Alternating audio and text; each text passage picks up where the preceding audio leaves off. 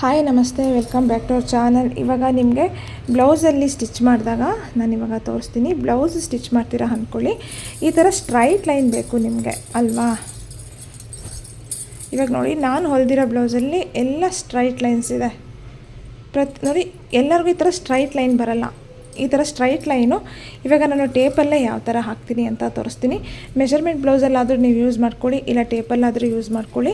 ಇದು end of the ಇವಾಗ blouse end ಆದಮೇಲೆ ಇದನ್ನು ನಾನು ನೀಟಾಗಿ ಈ ಕಚ್ಚಾ ಎಲ್ಲ ಕಟ್ ಮಾಡಿ ಇದನ್ನು ಓವರ್ಲಾಕ್ ಮಾಡಿಬಿಡ್ತೀನಿ. ಇವಾಗ ಬಂದು ನಾನು ಸೈಡ್ ಸ್ಟಿಚ್ ಯಾವ ಥರ ಮಾಡೋದು ಪರ್ಫೆಕ್ಟಾಗಿ ಅಂತ ತೋರಿಸ್ತಾ ಇದ್ದೀನಿ. ಇವಾಗ ಇದರಲ್ಲಿ ನೋಡೋಣ. ಫಸ್ಟು ಇವಾಗ ನಿಮ್ಮ ಒಂದು ಸ್ಲೀವ್ ತೊಗೊಳ್ಳಿ. ಈ ಥರ ಸ್ಲೀವ್ ನೋಡ್ಕೊಳ್ಳಿ, ಸ್ಲೀವ್ ರೌಂಡ್ ನೋಡ್ಕೊಳ್ಳಿ ಫಸ್ಟ್ ಎಷ್ಟಿದೆ ಅಂತ. ಸ್ಲೀವ್ ರೌಂಡ್ ಬಂದು ಇವ್ರದ್ದು 7. ನೀವು ಇದು ಕಟ್ಟಿಂಗಲ್ಲೇ ಕರೆಕ್ಟಾಗಿ ಪರ್ಫೆಕ್ಟಾಗಿ ಸೆಟ್ ಮಾಡ್ಕೊಂಬಿಟ್ರೆ ಹೇಳ್ತೀನಿ ಕೇಳಿ, ಪರ್ಫೆಕ್ಟಾಗಿ ನಿಮಗೆ ಸ್ಟ್ರೈಟ್ ಲೈನೇ ಬರುತ್ತೆ. ಇಲ್ಲಿ ಬಂದು ನಾನು 7 ಇಂಚಸ್ನ ತೊಗೊಳ್ತಾ ಇದ್ದೀನಿ.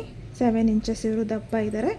ಅದೇ ಥರ ಅವರ ಒಂದು ಆರ್ಮ್ ರೌಂಡ್ ಅನ್ನೋದನ್ನ ನೋಡ್ಕೊಳ್ಳಿ. ಆರ್ಮ್ ರೌಂಡ್ ಅನ್ನೋದು ನೋಡಿ ಇಲ್ಲಿಂದಲೇ ನೋಡ್ಕೊಳ್ಳಿ, ಪರ್ಫೆಕ್ಟಾಗಿ ಬರುತ್ತೆ. ಸಮ್ ಪೀಪಲ್ ಈ ಥರ ತೊಗೋತಾರೆ, ಇಲ್ಲಿಂದನೂ ತೊಗೊತಾರೆ. 9:15 ಅವ್ರಿಗಿದೆ. 9:15 ಎಲ್ಲಿ ಬರುತ್ತೆ ನೋಡ್ಕೊಳ್ಳಿ, ಹಿಂಗೂ ನೋಡ್ಕೋಬೋದು 9:15 ಎಲ್ಲಿ ಬರುತ್ತೆ ಅಂತ. ಇಲ್ಲಿ ಬಂದುಬಿಡ್ತಾ ಇದೆ. ಅದ್ರ ಬದಲು ನಾನು ಏನು ಮಾಡ್ತೀನಿ ಗೊತ್ತಾ, ಆ ಥರ ತೊಗೊಳ್ಳಲ್ಲ. ಇದು ಏನಿದೆಯೋ ಅವರ ಆರ್ಮ್ ರೌಂಡು ನಾನು ಹೆಂಗೆ ಬ್ಲೌಸಲ್ಲಿ ಅಥವಾ ಅವರ ಬಾಡಿ ಮೆಷರ್ಮೆಂಟ್ಸಲ್ಲಿ ಹೆಂಗೆ ತೊಗೊಂಡಿರ್ತೀನೋ ಅದೇ ಥರನೇ ನಾನು ತೊಗೊಳ್ಳೋದು. ಇಲ್ಲಿಂದ ನೋಡಿ ತುಂಬಾ ಪರ್ಫೆಕ್ಟಾಗಿಯೇ ಬರುತ್ತೆ. ಇಲ್ಲಿಂದ ಆರ್ಮ್ ರೌಂಡ್ ಎಷ್ಟು ಬರ್ತಾ ಇದೆ ನೋಡ್ಕೊಳ್ಳಿ, 9:15 ಮಾರ್ಕ್ ಮಾಡ್ಕೊಂಡ್ರಾ. ಇಲ್ಲಿ 7 ಇಂಚ್ ಬಂತಾ. ಇಲ್ಲ, ಇದಾದಮೇಲೆ ನಾನು ಕ್ರಾಸ್ ಬೆಲ್ಟ್ ಅನ್ನೋದು ನಾನು ಫಿನಿಷ್ ಮಾಡಿಲ್ಲ. ಈ ಕ್ರಾಸ್ ಬೆಲ್ಟ್ ಅಲ್ಲ, ಇದು ಡಬಲ್ ಪಟ್ಟಿ ಸಿಂಗಲ್ ಪಟ್ಟಿಗೆ ಇಲ್ಲಿ 1/4 ಇಂಚನ್ನ ನಾನು ಬಿಡ್ತೀನಿ. ನಾನು ಯಾವಾಗಲೂ ಬ್ಲೌಸ್ ಎಂಡ್ ಮಾಡಿದ್ಮೇಲೆ ನಾನು ಡಬಲ್ ಪಟ್ಟಿ ಸಿಂಗಲ್ ಪಟ್ಟಿ ಅನ್ನೋದನ್ನು ಮಾಡೋದು, ಓಕೆನಾ. ಇವಾಗ ಇಲ್ಲಿ ನಮಗೆ ಆರ್ಮ್ ರೌಂಡ್ ಸಿಕ್ತು, ಸ್ಲೀವ್ ರೌಂಡ್ ಸಿಕ್ಕಿದೆ, ಎಲ್ಲನೂ ಸಿಕ್ಕಿದೆ. ಇಲ್ಲಿಂದ ನಿಮ್ಮ ಒಂದು ಚೆಸ್ಟ್ ಪಾಯಿಂಟ್ ಅನ್ನೋದನ್ನ ನೋಡ್ಕೊಳ್ಳಿ. ಚೆಸ್ಟ್ ಪಾಯಿಂಟ್ಗೂ ಆರ್ಮ್ ರೌಂಡ್ಗೂ ನಾನು ಮೊದಲೇ ಬ್ಲೌಸಲ್ಲೇ ಕಟ್ ಮಾಡ್ಕೊಂಬಿಟ್ಟಿರ್ತೀನಿ. ಹಾಗಾಗಿ ನನಗೆ ಏನು ಪ್ರಾಬ್ಲಮ್ ಬರಲ್ಲ. ನೀವು ಎಕ್ಸ್ಟ್ರಾ ಎಷ್ಟು ತೊಗೊಂಡಿದ್ದೀರ ಅಂತ ಕೂಡ ನಾವು ಲೆಸ್ ಮಾಡ್ಕೊಬೋದು. ಇಲ್ಲ ನಿಮಗೆ ಕನ್ಫ್ಯೂಸ್ ಆಯ್ತಪ್ಪ ಅಂತ ಅನ್ನೋದಾದರೆ ಏನು ಮಾಡ್ಬೋದು ಅಂತಂದರೆ, ಇಲ್ಲಿ ಬಂದು ನೀವು ಎಕ್ಸ್ಟ್ರಾ ತೊಗೊಂಡಿರ್ತೀರಲ್ವ, ಎಕ್ಸ್ಟ್ರಾ 2 ಇಂಚು ಅದನ್ನು ಕೂಡ ಈ ಕಡೆಯಿಂದ ನೀವು ತೊಗೋಬೋದು. ಎಷ್ಟು ತೊಗೊಂಡಿದ್ದೀರ ಎಕ್ಸ್ಟ್ರಾ ನೀವು ಒಳಗಡೆ ಬಟ್ಟೆ 2 ಇಂಚ್ ಅಲ್ವಾ, ಅದನ್ನು ಕೂಡ ಮಾರ್ಕ್ ಮಾಡ್ಕೊಬೋದು ನಿಮಗೆ ಕನ್ಫ್ಯೂಸ್ ಆದರೆ. ಇಲ್ಲ ಈ ರೌಂಡನ್ನು ಮಾರ್ಕ್ ಮಾಡ್ಕೊಬೋದು. ಅವ್ರದ್ದು ಟೋಟಲ್ ಚೆಸ್ಟ್ ಪಾಯಿಂಟ್ ಬಂದು 10 ಇದೆ. 10 ನೋಡಿ ಪರ್ಫೆಕ್ಟಾಗಿ ಬಂತು. ನೋಡಿದ್ರೆ ಆರ್ಮ್ ರೌಂಡು ಚೆಸ್ಟ್ ಪಾಯಿಂಟ್ಗೆ ಪರ್ಫೆಕ್ಟಾಗಿ ಬಂತು. ಅದೇ ಥರ ಇಲ್ಲಿ ಇರುವಂತಹ ಏನಂತಂದರೆ ಕ್ರಾಸ್ ಬೆಲ್ಟ್ ಹತ್ರ ವೇಸ್ಟ್ ರೌಂಡ್ ನೋಡ್ಕೊಳ್ಳಿ. ಎಷ್ಟು ಅಂತಂದರೆ ಅವ್ರದ್ದು 9:15 ಬರ್ತಾಯಿದೆ. 9:15 ಬಂದಾಗ ನೀವು 9ಕ್ಕೂ ಕೂಡ ಹಾಕ್ಕೋಬೋದು. ನಮಗೆ ಸ್ಟ್ರೈಟ್ ಲೈನ್ ಬೇಕಂತಂದಾಗ ನೀವು ಇಲ್ಲಿ ವೇಸ್ಟ್ ರೌಂಡ್ ಇದೆಯಲ್ಲ, ಈ ವೇಸ್ಟ್ ರೌಂಡ್ ಹತ್ರ ಆದಷ್ಟು ನೀವು ಸ್ವಲ್ಪ ಕಮ್ಮಿ ತೊಗೊಂಡ್ರೂ ಬೆಟರ್. ಏನಕ್ಕಂತಂದರೆ ಇನ್ನೂ ಪರ್ಫೆಕ್ಟಾಗಿ ಕಪ್ ಹತ್ರ ಬಂದು ನೀಟಾಗಿ ಕುತ್ಕೊಳ್ಳುತ್ತೆ, ಓಕೆನಾ. ಇದಿಷ್ಟು ನೋಡಿ. ಇವಾಗ ಈ ಥರ ಒಂದು ಸ್ಟ್ರೈಟ್ ಲೈನ್ ಹೊಲಿಗೆ ಹಾಕಿದ್ರೆ ಆಯಿತು. ಕಾಣಿಸ್ತಾ ಇದೆಯಾ? ಎಷ್ಟು ನೋಡಿ ಸ್ಟ್ರೈಟಾಗೆ ಬಂದಿದೆ. ಇಫ್ ಇನ್ ಕೇಸ್ ಅವ್ರದ್ದು 6:15 ಇದ್ದರೂ ಕೂಡ ಪರವಾಗಿಲ್ಲ, ಹಿಂಗೆ ತೊಗೋಬೋದು. 6:15 ಇದ್ದರೂ ಕೂಡ ನೀವು ಈ ಥರನೂ ಸ್ಟ್ರೈಟ್ ಬರುತ್ತೆ. ನೀವು ಕಟ್ಟಿಂಗಲ್ಲಿ ಇದನ್ನು ಚೆಸ್ಟ್ ಪಾಯಿಂಟಿಗೆ ಆರ್ಮ್ ರೌಂಡ್ಗೆ ಕರೆಕ್ಟಾಗಿ ಮಾರ್ಕ್ ಮಾಡ್ಕೊಂಡಿದ್ದರೆ ನಿಮ್ಮ ಒಂದು ಸ್ಟ್ರೈಟ್ ಲೈನ್ ಅನ್ನೋದು ಪರ್ಫೆಕ್ಟಾಗಿ ಬರುತ್ತೆ. ಇವಾಗ ಸ್ಟಿಚ್ ಮಾಡ್ತೀನಿ ನಾನು. ಇಲ್ಲ, ಇದು ಬಂದು ಟೇಪಲ್ಲಿ ಮಾಡುವಂಥದ್ದು. ಮೆಷರ್ಮೆಂಟ್ ಬ್ಲೌಸಲ್ಲೂ ಕೂಡ ಸೇಮ್ ಮೆಥಡ್ ಅಷ್ಟೇ, ಇದರಲ್ಲೇನಿಲ್ಲ. ಸ್ಟ್ರೈಟ್ ಲೈನ್ ನೋಡಿ ಎಷ್ಟು ನೀಟಾಗಿ ಅಂತ.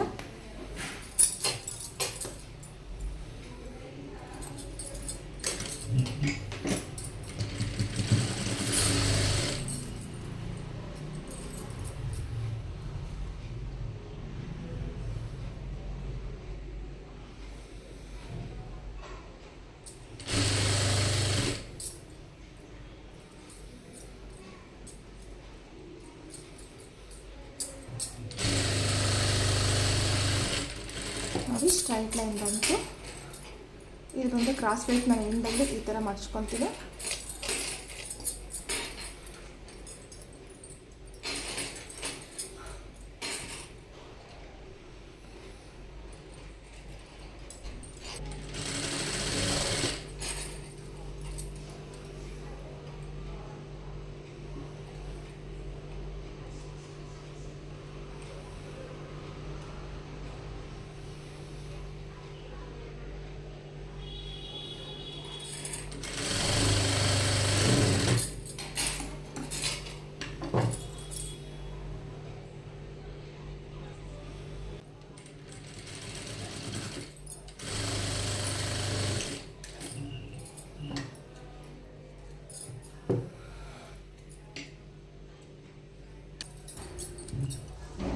ಇವಾಗ ನೋಡಿ, ಇವಾಗ ನಾನು ಬಂದು 2 ಹೊಲಿಗೆ ಹಾಕ್ಕೊಂಡಿದ್ದೀನಿ.